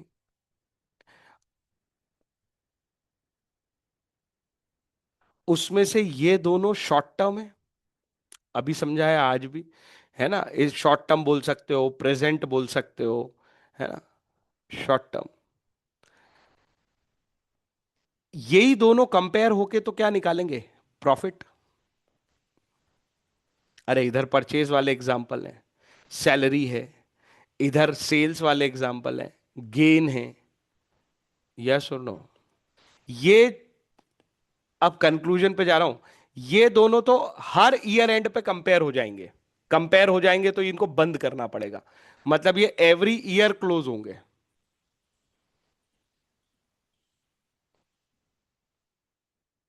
Expense and revenue close होंगे एवरी ईयर। और क्योंकि ये एवरी ईयर क्लोज होते हैं, इसीलिए इनको नाम दिया था हमने रेवेन्यू एक्सपेंडिचर, मतलब शॉर्ट टर्म। शॉर्ट टर्म का लॉजिक समझ में आ रहा है? ये हर साल खत्म हो जाते हैं। मैंने ये कहा कि ये जो दोनों चीजें हैं, एक्सपेंस और रेवेन्यू, ये शॉर्ट टर्म इसीलिए कहलाते थे क्योंकि ये हर साल क्लोज होते हैं। हर साल क्लोज होते हैं, they are closing every year. और क्लोजिंग का मतलब है ये हर साल कंपेयर होते हैं और इनसे क्या निकाला जाता है? प्रॉफिट निकाला जाता है। तो ये वैल्यू जो है, जो 31 मार्च आएगी, उस दिन हम इनको क्लोज कर देंगे और क्लोज करके प्रॉफिट निकाल लेंगे।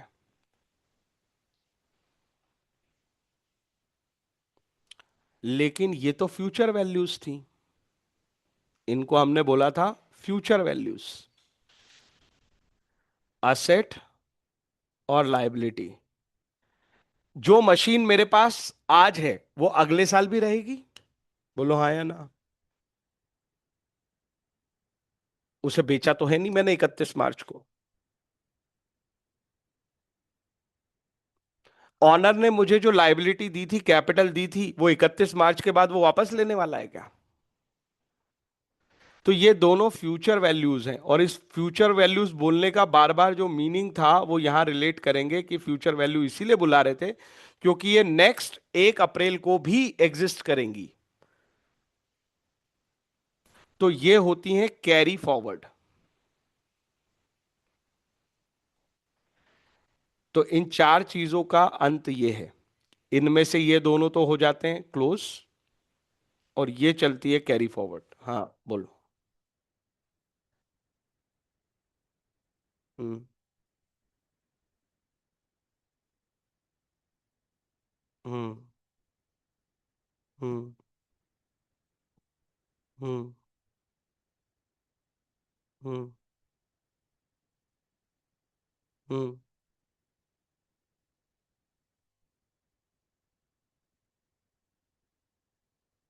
कोई सी भी छोटी, वो लाइबिलिटी है ही क्यों? फ्यूचर पेबल वर्ड की वजह से लाइबिलिटी बोलते हो कि किसी और रीजन से कोई चीज लाइबिलिटी हो सकती है? तो फ्यू अरे कैसे हो जाएगी वो? अगर लाइबिलिटी खत्म होगी तो तुमने उसकी जर्नल एंट्री पास नहीं कर दी होगी? तुम तो हर इवेंट होते से रिकॉर्ड करते हो ना। तो बचेगी कैसे अगर वो पे हो जाएगी?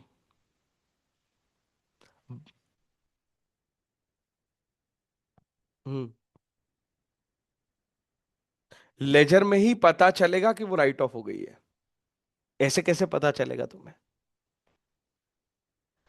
जर्नल में कैसे, कभी भी पता नहीं चलेगा कि वो राइट ऑफ हो गई है। क्यों नहीं पता चलेगा?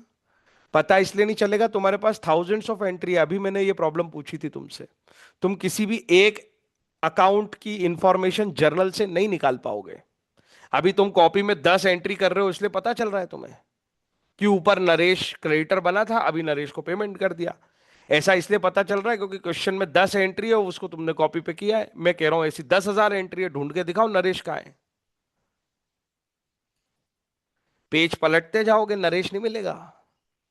और मिलेगा तो एक नरेश ढूंढने में इतना समय लगाओगे तो कैसे काम करोगे? नरेश की स्टोरी तो पता चलेगी लेजर से, क्योंकि उसमें केवल वही ट्रांजैक्शन रिकॉर्ड होंगे जो जिसने नरेश को इफेक्ट किया था। तो उस अकाउंट में पता चल जाएगा नरेश का बैलेंस बचा है या नहीं बचा है।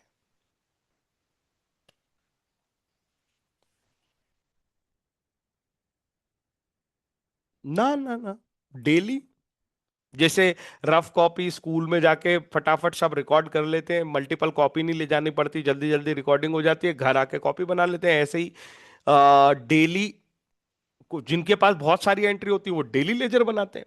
जिनके पास थोड़ी कम होती है वो 15 दिन में बनाते होंगे, महीने में बना लेते होंगे।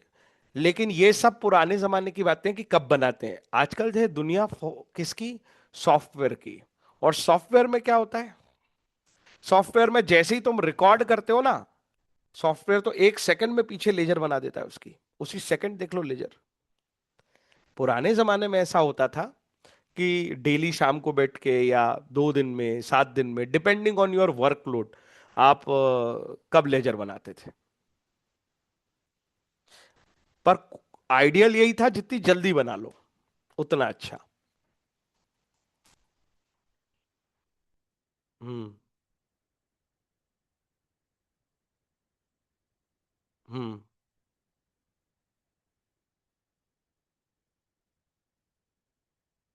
हम्म। जिसकी वैल्यू बची है लेजर से पता चलेगा। और अगर उसकी वैल्यू बची है, क्लोजिंग वैल्यू बची है, तो उसकी ओपनिंग वैल्यू आएगी। तो उसकी ओपनिंग वैल्यू आएगी अगले दिन। जो आज क्लोजिंग वैल्यू है वो कल ओपनिंग वैल्यू होगी। 30 मार्च की क्लोजिंग वैल्यू ओपनिंग वैल्यू बचेगी। एक्सपेंस इनकम की कोई वैल्यू बचेगी ही नहीं। क्यों? क्योंकि उससे तो प्रॉफिट बन जाएगा। और असेट लाइबिलिटी में अगर वैल्यू बची है तो वो नेक्स्ट ईयर चली जाएगी। ये देखो क्वेश्चन, वो हमसे कह रहा है पास द ओपनिंग एंट्री। बोल रहा है ओपनिंग एंट्री पास करके दिखाओ। कब? 1 अप्रैल 2024 को, मतलब ये फर्स्ट डे है हमारा। हमारा बिजनेस का पहला दिन है या ये अकाउंट्स का पहला दिन है? नहीं, ये हमारा अकाउंट्स का पहला दिन है। हमारे पास इतनी सारी असेट्स हैं ऑलरेडी। अगर ये बिजनेस का पहला दिन होता तो सर आपको कैसे पता चलता? पहली एंट्री होती बस एक, कौन सी? Capital introduced by owner. वो था बिजनेस का पहला दिन, कि बिजनेस शुरू हो रहा है, ऑनर बिजनेस को पैसे दे रहा है। आपके पास कैश इन हैंड रखा है, डेटर है, स्टॉक है, प्लांट है, लैंड एंड बिल्डिंग है, आपके पास इतनी सारी असेट है। और आज 1 अप्रैल है, मतलब ये तुम्हारे अकाउंटिंग करने का पहला दिन है। हाँ। तो वो ये कह रहा है कि ये सब ओपनिंग एंट्री है, और इस इंफॉर्मेशन के बेसिस पे पहले तो ओपनिंग एंट्री रिकॉर्ड करके दिखाओ, मतलब इसकी पहले तो जर्नल बनाओ। और उसके बाद फिर वो बोल रहा है पोस्ट करके दिखाओ, मतलब इसकी लेजर बना के दिखाओ।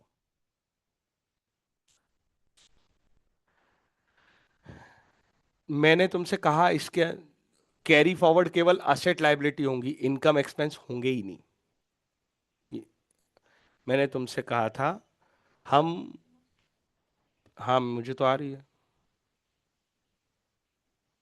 हेलो, मुझे आवाज आ रही है।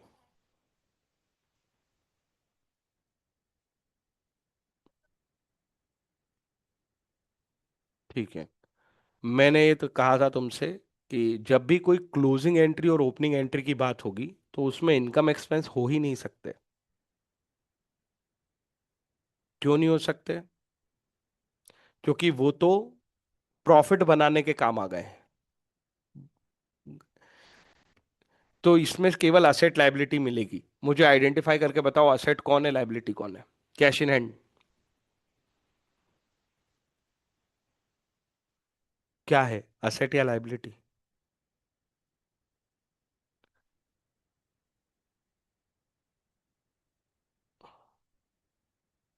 मैं ये पूछ रहा हूं, ये सब इनकम एक्सपेंस हो ही नहीं सकते, ये केवल असेट लायबिलिटी ही हो सकते हैं। अब मैं ये पूछ रहा हूं कि इसमें कौन सी चीज असेट है, कौन सी चीज लायबिलिटी है? हम्म। हम्म।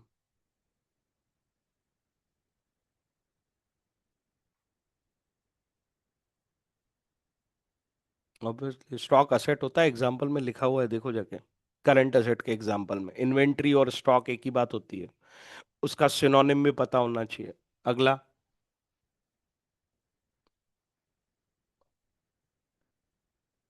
ये सब आपकी एसेट है। और सन्ड्री क्रेडिटर? तो ये सारी एसेट पिछले पीरियड से आई है, इस पीरियड में फर्स्ट डेट पे असेट डेबिट होके रिकॉर्ड हो जाएंगी, लायबिलिटी क्रेडिट होके रिकॉर्ड हो जाएगी। समझ आया? और मजेदार बात यह है कि अगर ये मैच नहीं हुई, डेबिट क्रेडिट हमेशा मैच होना चाहिए, यस और नो? तो डिफरेंस अगर क्रेडिट साइड पे है तो पक्का किसका डिफरेंस है?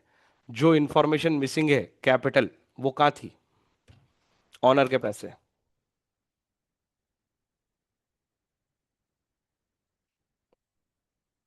डेबिट क्रेडिट तो मैच होना ही चाहिए ना।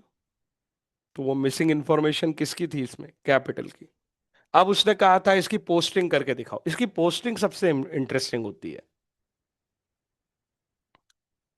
एक कहानी समझना, फिर तुम्हें इसकी पोस्टिंग समझ में आएगी। सपोज तुम्हारा कैश अकाउंट है।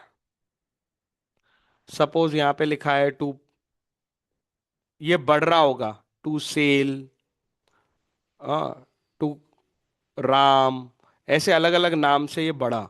यहाँ 10,000 आए, यहाँ 25,000 आए, और ये कम हुआ बाय बैंक 5,000।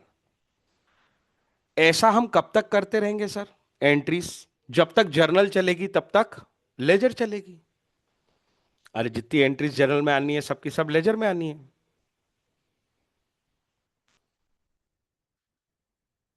जिस दिन लास्ट डेट आएगी, लास्ट डेट आई आज 31 मार्च है सपोज, उस दिन हम इस लेजर का क्या करेंगे? उस दिन हम इस लेजर को क्लोज करेंगे।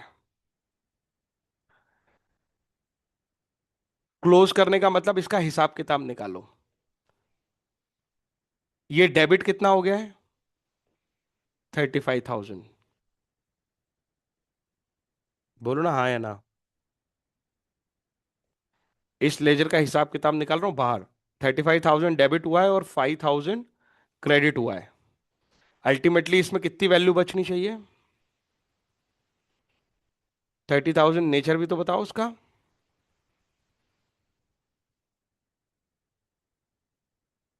हम्म। अब इस चीज को यहां प्रेजेंट कैसे करते हैं, कंसेप्ट यही बोल रहा हूं मैं, इतना छोटी सी बात है। इसको तरीका देखो, मैचिंग कंसेप्ट बोलते हैं इसको, मैचिंग प्रिंसिपल बोलते हैं। हमारी डेबिट साइड और क्रेडिट साइड के टोटल सेम कर दो। डेबिट साइड और क्रेडिट साइड के टोटल सेम कर दो, इसको बोलते हैं मैचिंग करना। लेजर ऐसे मैच की जाती है उस दिन जिस दिन लास्ट डे होता है। जिस दिन लास्ट डे होता है उस दिन इस तरह से लेजर को मैच किया जाता है। डेबिट में 35 है तो क्रेडिट में भी 35 है। क्या ये बात समझ में आ रही है?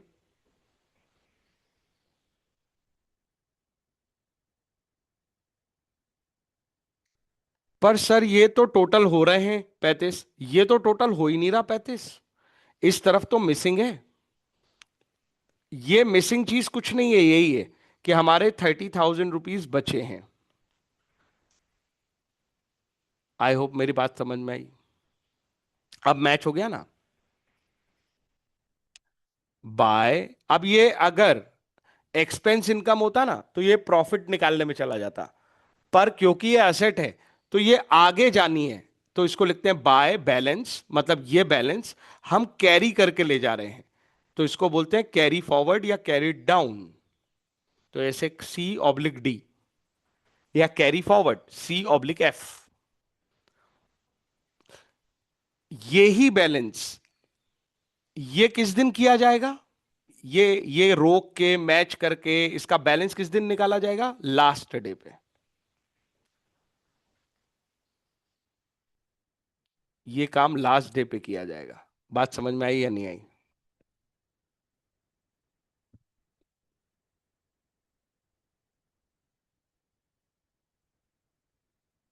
हम्म। हाँ, लेजर रोज बन रही है, रोज रिकॉर्ड हो रही है, पर बैलेंस उसका लास्ट डे निकलेगा। इसी को तो कहते हैं क्लोज करना। This is closing. In carried down, इसको आप लिख सकते हो कैरीड फॉरवर्ड। तो इसको जनरली या तो C/D दिखा देते हैं या C/F दिखा देते हैं। बुक्स में ऐसा ही लिखा हुआ मिलेगा, यही जनरल तरीका है इसको दिखाने का। तो by balance carried down, by balance carry forward. Word का मतलब है कि इसको आगे लेके जा रहे हैं।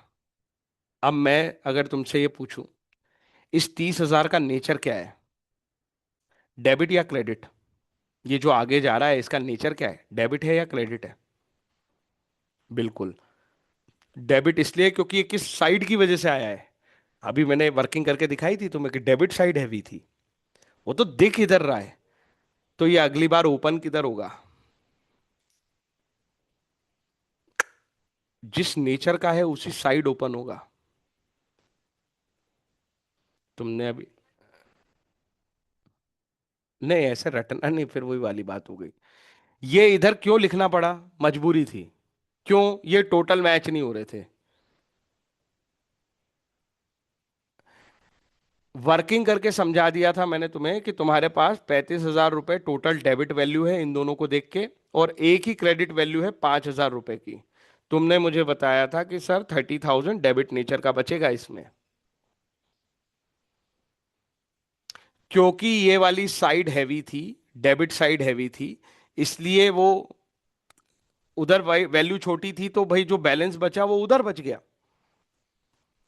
लेकिन वो है किस नेचर का? डेबिट नेचर का। जब ये ओपन होगा तो अपने नेचर पे ओपन होगा। कौन से नेचर पे ओपन होगा? डेबिट नेचर पे ओपन।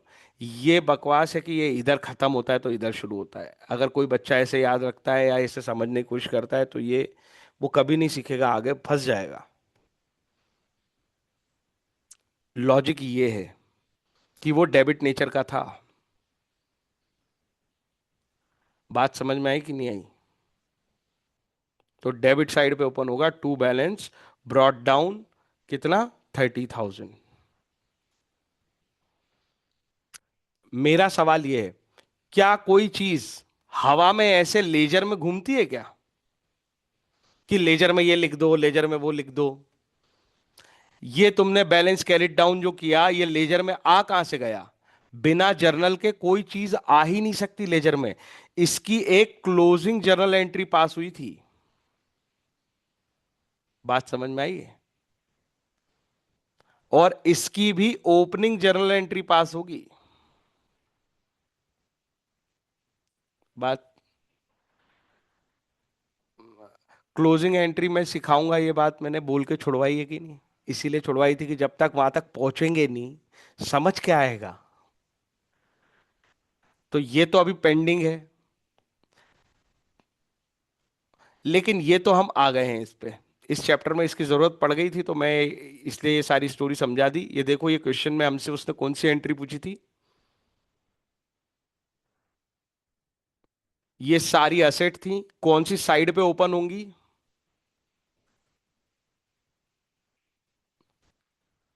डेबिट साइड पे।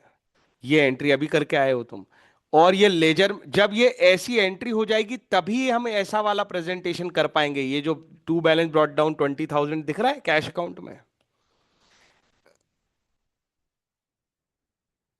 हम्म। इस एंट्री के बाद ही मैं ऐसे लिख सकता हूं, 1 अप्रैल की डेट है, बैलेंस ब्रॉट डाउन है 20,000 है किसमें, कैश अकाउंट में। ये 20,000 का रीजन कौन था? पिछले साल का बैलेंस आया है, ये रीजन है।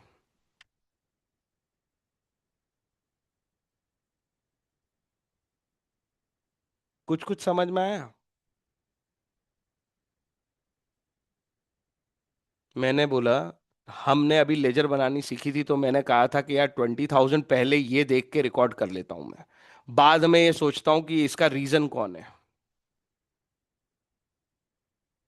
तो ये 20,000 रुपये हमें किसी ने दिए हैं? तो फिर इसका रीजन है पिछले साल का बैलेंस कैरी फॉरवर्ड हुआ था वो आया है। इसका रीजन था कि ये पिछले साल का क्या था, बैलेंस था।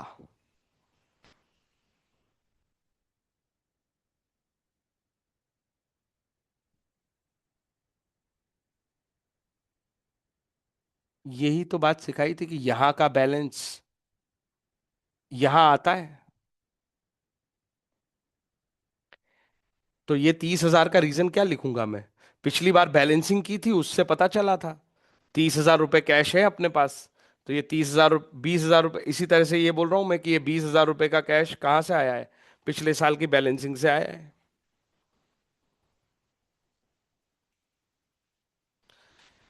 ये वाला लेक्चर मैं अपलोड कर दूंगा, इसको एक बार और देखना। एक जनरल का लेक्चर और पड़ा है, वो भी देखना। और रिवाइज कर लो इतनी बात अच्छे से। पूछो। हम्म।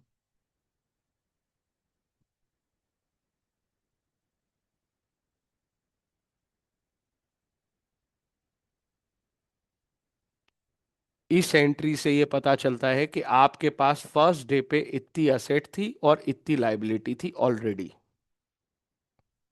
जब आपका पहला दिन शुरू हुआ तो आपके पास इतनी असेट्स भी हैं और इतनी लाइबिलिटी भी है। इस एंट्री से ये पता चलता है। नरेशन भी नरेशन भी यही लिखा है, being last year balance brought forward. Hmm. हाँ, और क्या?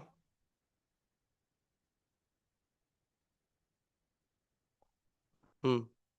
हाँ, ये सारे अकाउंट की वही कहानी है। इंटरनल लाइबिलिटी तो उसके टाइप में घुस रहे हो। ये सारे अमाउंट बचे हुए हैं पिछले साल के। कैपिटल भी, सेंट्रल क्रेडिटर भी। कैपिटल की भी तो ऐसी ही लेजर बनी होगी जैसी सबकी बनी है। वो वाला अमाउंट जो बच गया उधर, वो इस साल आ गया। इतनी सीधी सी बात है, कोई कॉम्प्लेक्स स्टोरी नहीं है। हाँ, ये बुक्स में वही कर रहे हो जो रियल लाइफ में करते हो। तुम्हारा बिजनेस 31 मार्च को तुमने प्रॉफिट निकाला, 31 मार्च को जो पैसे तुम्हारे पास पड़े हैं वो 1 अप्रैल को नहीं होंगे क्या? तो वो दिखा रहे हैं हम कि उस दिन जो बचा 31 मार्च को वो 1 अप्रैल को हमारे पास है। इसको ओपनिंग एंट्री बोलते हैं, और क्या है।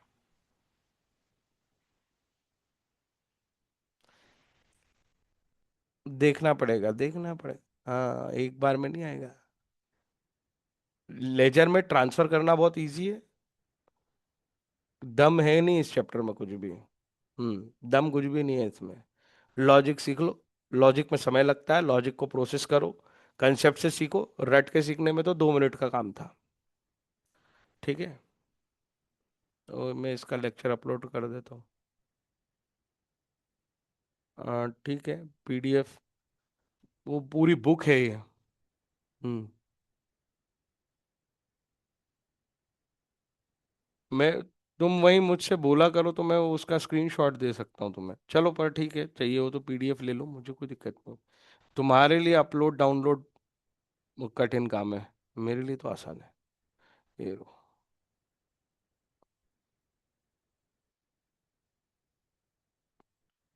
एक और लेजर का चैप्टर पढ़ा है, और उसके अंदर आप जितने जर्नल और लेजर के चैप्टर हैं, ये तुम्हारा होमवर्क है।